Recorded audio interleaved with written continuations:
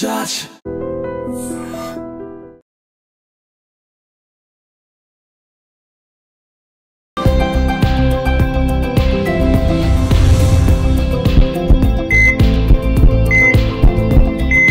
నమస్తే, welcome to healthy conversations with IT media. నేను మీ Jhansi. So ఈరోజు మనతో ఉన్నారు డాక్టర్ దిలీప్ గారు, ఎక్స్పర్ట్ ఇన్ ఆయుర్వేద, ఆక్యుపంచర్, అలాగే న్యాచురల్ సైన్సెస్.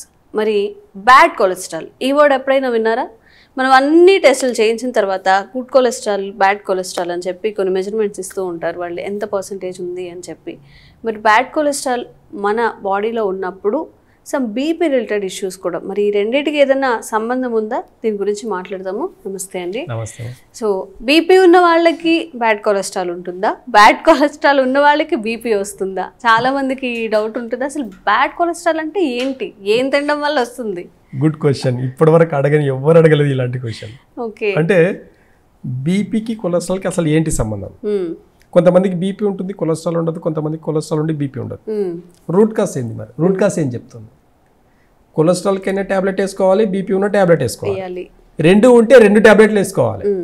అంటే ఇప్పుడున్న మోడర్న్ సిస్టంలో అలాగే జరుగుతుంది. కానీ ఆయుర్వేదంలో అలా లేదు. బీపీ అనేది ఒక సిమ్టమ్ మాత్రమే. గత వీడియోలో నేను చాలాసార్లు చెప్పాను. నేను బీపీ అనేది ఒక ప్రాసెస్ పేరు, డిసీజ్ పేరు కాదు. నోట్ చేసి పెట్టుకోండి మైండ్లో. ఏంటి బీపీ అంటే? Blood pressure. హార్ట్ ఏం చేస్తుంది? అన్ని ఆర్గాన్స్కి, టిష్యూస్కి, సెల్స్కి బ్లడ్ని సప్లై చేయడం. లివర్ బాగాలేదు, హార్ట్ ఏం చేస్తుంది? లివర్కు కొంచెం బాగాలేదు కాబట్టి కొంచెం ఎక్కువ ఫోర్స్గా పంపిస్తుంది. బ్లడ్ని ఫోర్స్గా పంపిస్తుంది. ఆ ఫోర్స్ని బ్లడ్ ప్రెషర్కి పంపించడం బ్లడ్ ప్రెషర్. బీపీ అంటే ఇంతే. కానీ కొలెస్ట్రాల్ డేంజర్. బీపీ కన్నా కొలెస్ట్రాలే డేంజర్. అంటే కొలెస్ట్రాల్ అంటే ఏంటి? హార్ట్కి వెళ్ళే దారిలో ఎక్కడైనా ఒక్కొక్క సెల్లు ఎక్కడైనా ఒక నర్వస్ సిస్టంలో, హార్ట్కి వెళ్ళే ఒక బ్లడ్ వెజిల్స్లో ఎక్కడైనా కొంచెం వీక్నెస్ ఉన్నప్పుడు ఏమవుతుందంటే ఒక్కొక్క సెల్లు ఒక దగ్గర జామ్ అవ్వడం వల్ల అక్కడ స్టోరేజ్ అనేది కొద్దిగా ఒక్కొక్క సెల్ అనేది అక్కడ బ్లడ్ సెల్ అనేది డెడ్ టిష్యూగా మారిపోతుంది అనమాట. ఆ లోపల ఒక్కొక్కటిగా, అంటే ఒక్క రోజులో జరిగే ప్రాసెస్ కాదు. 1 to 5 years వరకు మనం బాగా spicy food, oil food, junk food తిన్నప్పుడు జరిగే ప్రాసెస్ ఇది. అంటే బాడీలో జరుగుతుంది. అక్కడక్కడ మజిల్స్లో, టెండన్స్లో కూడా బ్లాకేజెస్ ఉంటాయి. కానీ హార్ట్కి వెళ్ళే దారిలో ప్యూర్ బ్లడ్ సప్లై జరిగే ప్రాసెస్లో ఎక్కడైనా కొలెస్ట్రాల్ ఏర్పడ్డప్పుడు అది హార్ట్ రిలేటెడ్గా ప్రాబ్లమ్, అంటే హార్ట్కి స్ట్రోక్ వచ్చే ప్రమాదం ఎక్కువ ఉంటుందని చెప్పేసి భయపడతారు. దానికి ఏం చేస్తారు? ప్రధానంగా ఒక నర్వస్ సిస్టమ్, ఒక ఎగ్జాంపుల్గా చెప్తాను. ఒక పైప్లో వాటర్ని పంప్ చేయడం ఎలా ఉంటుంది, ప్లస్ ఆయిల్ని పంప్ చేయడం ఎలా ఉంటుంది. ఒక 3 HP మోటార్ని కింద ఉన్న వాటర్ని పైన ఒక 5 floors ఎక్కియాలంటే 3 HP మోటార్ సరిపోతుంది. అదే కింద ఉన్న ఒక ఆయిల్ ట్యాంక్ని, ఒక ఆయిల్ని కనుక పైకి పంపించాలంటే 10 HP మోటార్ కావాలి. అంటే ఆ మోటార్ కెపాసిటీ కూడా కావాలి. ఎందుకంటే అక్కడ ఆయిల్ ఉంది, థిక్గా ఉంది కాబట్టి అక్కడ ఎయిర్ ఫోర్స్ అనేది చాలా ఎక్కువ కావాలి. అదే వాటర్ అనుకోండి, లైట్ వెయిట్ ఉంటుంది, ఈజీగా ప్రాసెస్ అనమాట. అంటే 3 HP మోటార్కి సరిపోతుంది అనమాట. కాబట్టి మన హార్ట్ కూడా అదే పనిచేస్తుందండి. ఎక్కడైనా కొలెస్ట్రాల్ కన్నా జామ్ అయింది అని అంటే ఖచ్చితంగా దాన్ని మెల్ట్ చేసుకునే దానికి ఆయుర్వేదంలో మంచి రెమెడీస్ ఉంటాయి. కానీ ఈ ఎందుకు వస్తుంది కొలెస్ట్రాల్, అసలు ఎందుకు వస్తుంది? అసలు అందరికీ ఫస్ట్ వచ్చే డౌట్ అదే కదా. ప్రాబ్లం ఎక్కడ వస్తుంది అని అంటే 1 to 5 years, 1 to 10 years వరకు జంక్ ఫుడ్ తిన్నా, ఆయిల్ ఫుడ్ తిన్నా, అంటే కొన్ని ఎక్కువ స్పైసీ ఫుడ్, నాన్ వెజ్ ఎక్కువ తినడం, దాంట్లో స్పైసీస్ అంటే కెమికల్స్ ఫుడ్. ఈ కెమికల్స్ అంతా కూడా మోషన్లో కొంత బాడీలో ఉండడం వల్ల నాన్ వెజ్ తినే వాళ్ళని చూస్తే కొంతమంది ఒబేస్గా ఉంటారు, స్లిమ్గా, చాలా తక్కువ మంది కొంచెం ఒబేస్గా ఉంటారు. ఒబేస్గా ఉండడమే ఒక్కటే కాకుండా సన్నగా ఉండే వాళ్ళకు కొలెస్ట్రాల్ ఉంటుంది. నాకేంటంటే అసలు చాలా ఫిట్గా ఉంటాను, నేను చాలా బాగుంటాను, కానీ కొలెస్ట్రాల్ ఉన్నాయని అంటారు కొంతమంది. రీజన్ ఏంటంటే బాడీ నర్వస్ సిస్టమ్ వేరు, ఇంటర్నల్ నర్వస్ సిస్టమ్, రేడియల్ ఆర్టరీలో ఉండే నర్వస్ సిస్టమ్ వేరు. ఈ రేడియల్ ఆర్టరీలో ఎప్పుడైతే కొలెస్ట్రాల్ కన్నా ఒకవేళ ఫామ్ అయింది అంటే అది హార్ట్కి రిలేటెడ్గా ప్రాబ్లం. ఎక్కడైతే మామూలుగా మజిల్స్, టెండన్స్లో బ్లాకేజెస్ వచ్చిందని అంటే అవి కొన్ని జాయింట్స్లో ప్రాబ్లమ్స్, బ్యాక్ పెయిన్స్ రావడము, ఈ నీ పెయిన్స్ రావడము, నెక్ పెయిన్ రావడం, బాడీలో ఎనీ పెయిన్, అది మజిల్ రిలేటెడ్గా వచ్చే పెయిన్లో కూడా బ్లాకేజెస్ ఉంటాయి. అక్కడ కూడా కొలెస్ట్రాల్ ఫ్యాట్ ఫామ్ అయ్యి కొలెస్ట్రాల్ ఫామ్ అయ్యి బ్లడ్ సర్క్యులేషన్ ప్రాపర్గా జరగకుండా చేస్తుంది. కాబట్టి ప్రధానంగా దీనికి ఫుడ్ ఒక డైట్ ఖచ్చితంగా అవాయిడ్ చేయాల్సింది ఏంటి అంటే ఆయిల్ ఫుడ్, ప్లస్ రెండవది నాన్ వెజ్. ఇప్పుడు హెవీ మీట్. ఆయిల్ అన్నప్పుడు మనకి గానుగ నూనెలు వాడినా కానీ ఈ ప్రాబ్లం వస్తుందా, లేకపోతే ఈ రీఫైండ్ ఆయిల్స్ వల్ల వస్తుందా? అయితే రీఫైండ్ ఆయిల్ అనేది కెమికల్ ప్రాసెస్. ఈ గానుగది ఏదైతే తీసుకుంటామో అది ప్యూర్ ఆయిల్ అయినప్పటికీ కూడా మనం ఆయిల్లో ప్రాబ్లం రావు. అప్పుడు దాంట్లో వేసే మసాలాలో ప్రాబ్లమ్స్ వస్తాయి. కొంతమంది అందుకే ఇప్పుడు చాలా కాస్ట్లీ అయినా సరే ఆలివ్ ఆయిల్ అంటే అలాంటివన్నీ వాడుతుంటారు.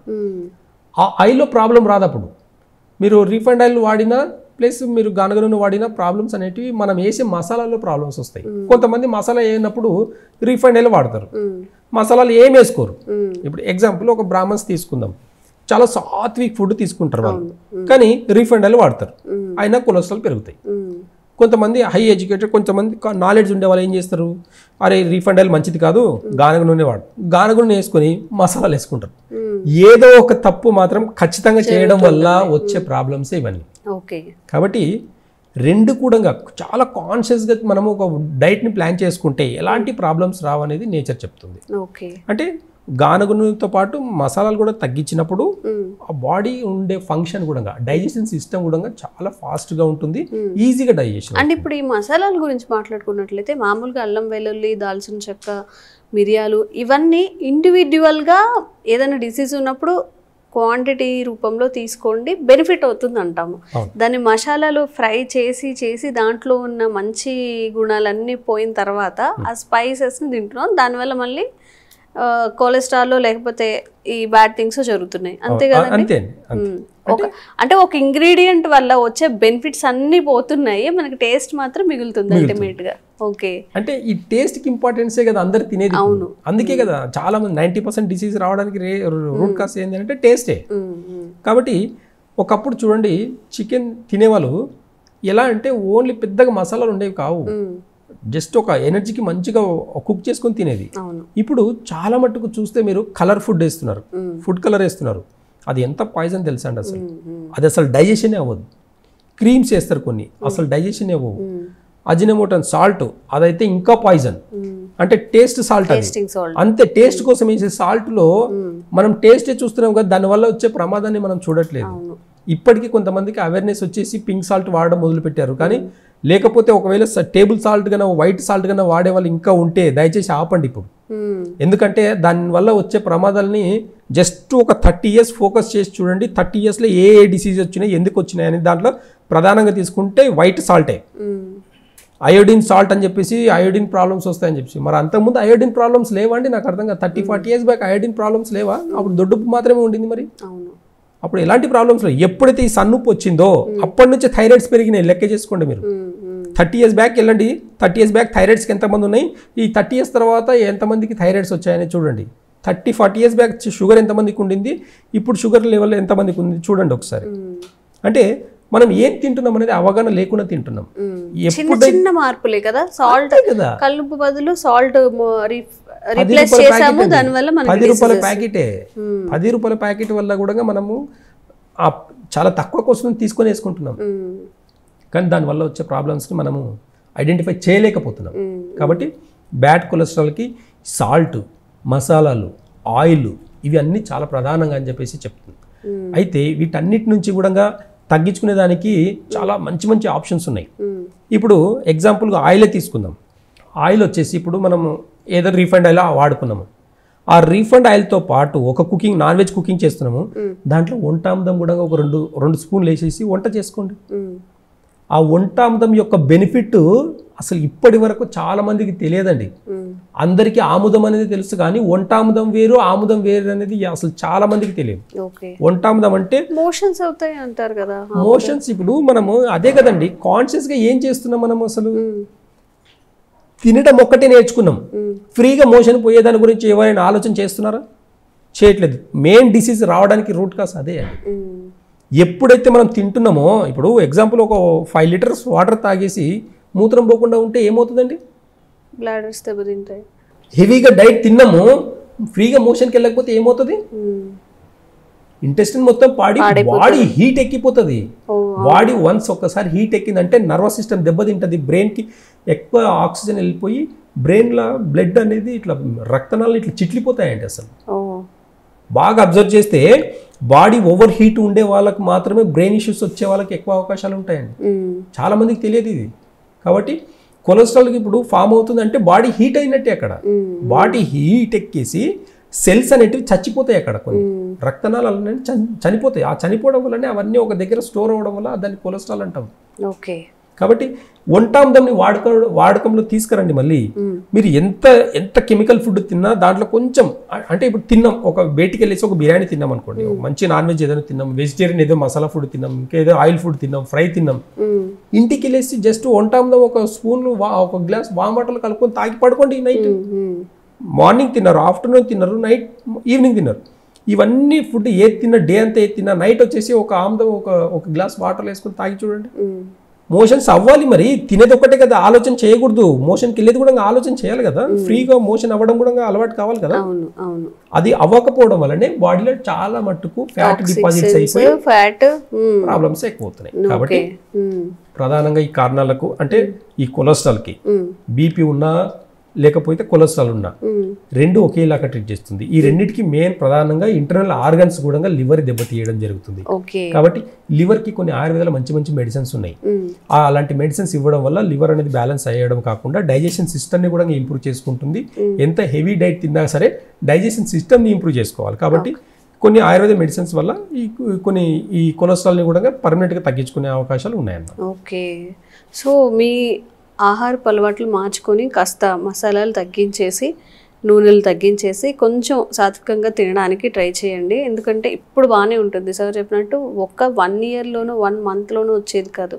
మీరు లాంగ్ టర్మ్ మీ పిల్లలకి ఏం పెడుతున్నారు, మీరేం తింటున్నారు, ఒక 5-10 ఏళ్ల తర్వాత మీ హెల్త్ ఎంత ఎఫెక్ట్ అవుతుందో ఒకసారి ఆలోచించుకొని ప్రతిరోజు ఆ ఆయిల్ వేసేప్పుడు, ఆ మసాలాలు వేసేటప్పుడు కాషియస్గా ఉండండి. థ్యాంక్ యూ సో మచ్ అండి. Sir, one life lesson what medicine has taught you. Whatever you can do without expecting.